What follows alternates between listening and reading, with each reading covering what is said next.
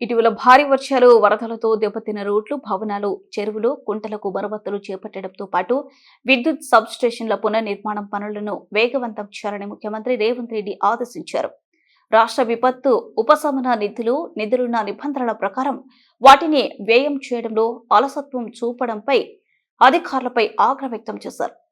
భారీ వర్షాల వరదలతో తలెత్తిన పరిస్థితుల్లో ఆయా ప్రాంతాల్లో వాటిల్లిన రాష్ట్రాలపై డాక్టర్ బిఆర్ అంబేద్కర్ రాష్ట్ర సచివాలయంలో ముఖ్యమంత్రి ఉన్నత స్థాయి సమీక్ష జిల్లా కలెక్టర్లు, ఎస్పీలతో వీడియో కాన్ఫరెన్స్ నిర్వహించారు.